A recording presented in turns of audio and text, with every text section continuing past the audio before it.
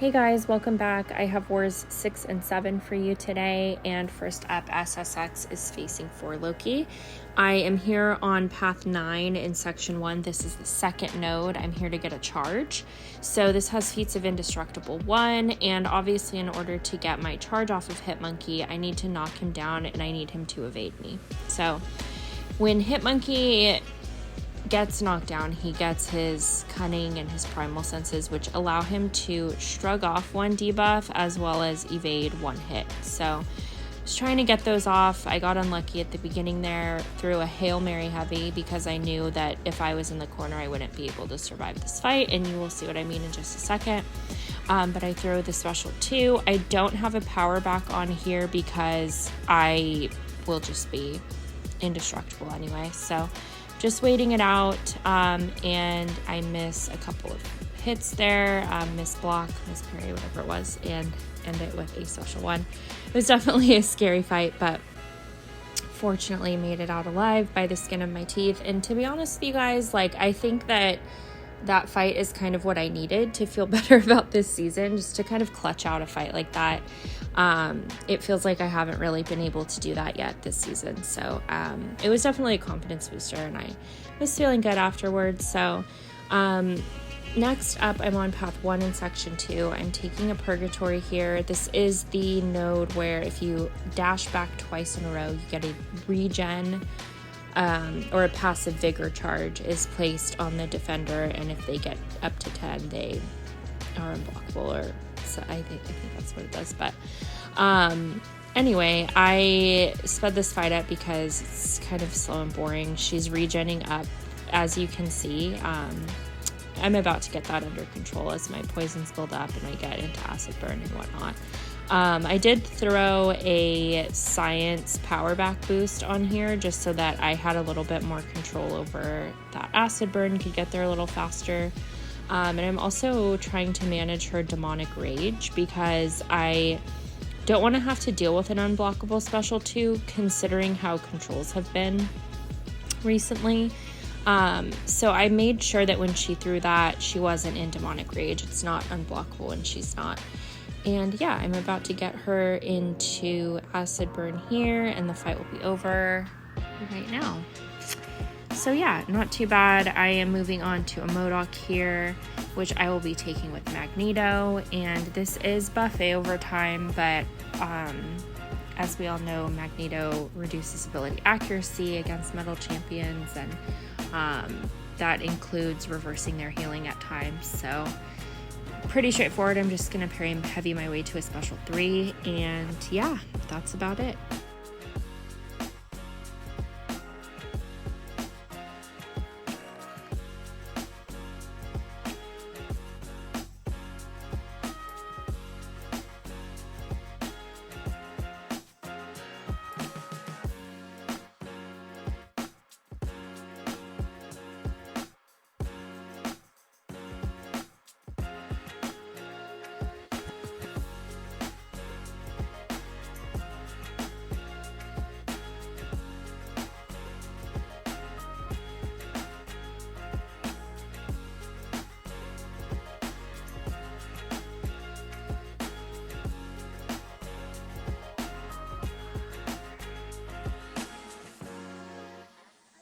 Okay, not too bad at all. I did speed that fight up a tiny bit just because Magneto fights are kind of all the same, but moving on, this is my last fight of this war. I'm taking Peni here on brute force. This is why I needed my charge in section 1, so that I can easily remove her shield, and this is going to just be Corvus being Corvus. So there's not a whole lot for me to say about that, and yeah, that's about it.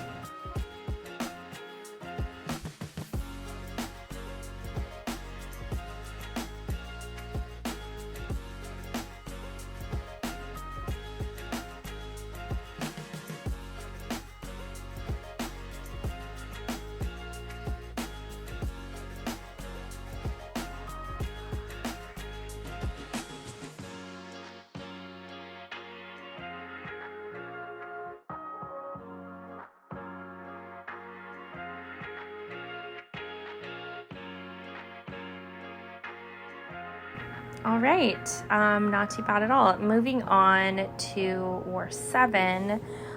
Here we are facing CIRR, and I will be taking Path 5 in Section 1. This is Omega versus Hitmonkey, which is very straightforward. Basically, I want to build my spores up, and I want to knock him down. This is Ebb and Flow knockdown. I kind of missed that. I don't know. Some of these things that are happening at War, I feel like are off, but it's okay. As I mentioned in the previous Hitmonkey fight, he does obviously activate his senses. He can evade and shrug when he's there. He also has right back at it here, so I can't debuff him, aka I can't parry him or do anything else while he has that up. However, I do have a white Magneto pre-fight, so all is well, and he is just going to die right here with my spore damage. So pretty easy, and I will be moving on to take this Kingpin. Also on Ebb and Flow knockdown, he does not have right back at it. Instead, he has heavy hitter, which basically means that he'll just be unstoppable for the duration of his heavy attacks, as well as after. But yeah, there's not much to say about this fight. It's a pretty standard Omega fight. I'm building my spores. I'm knocking him down to get that up. As you can see, my degen sticks because he does not have right back at it. And yeah, there's not much else to say.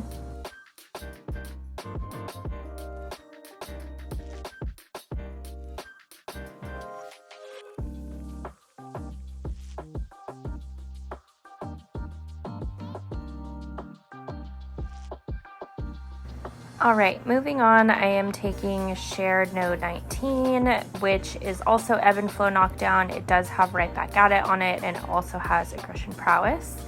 And I'm taking this again with Omega. I have a White Max pre-fight on here, which will allow me to stun him both during the right back at it duration, as well as just in general, because I don't need to worry about my stun not landing because of his cosmic rod.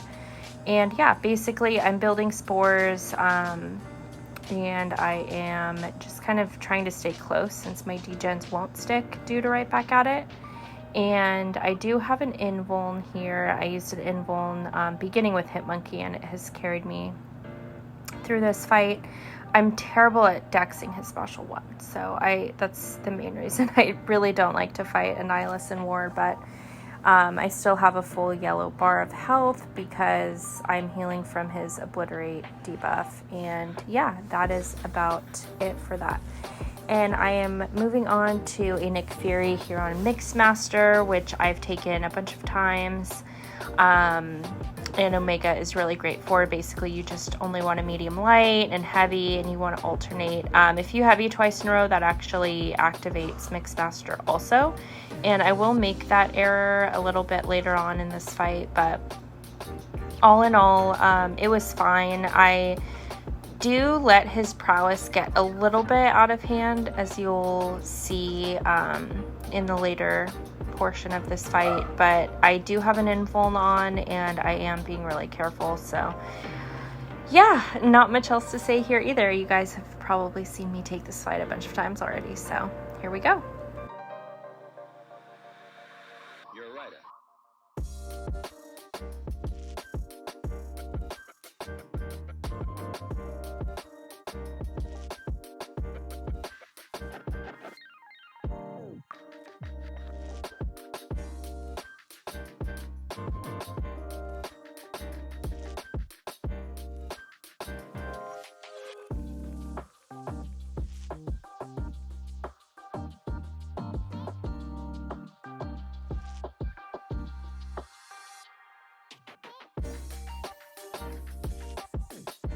So as you guys can see, that special one did quite a bit of damage through my block because of all of his prowesses. And basically what happened there was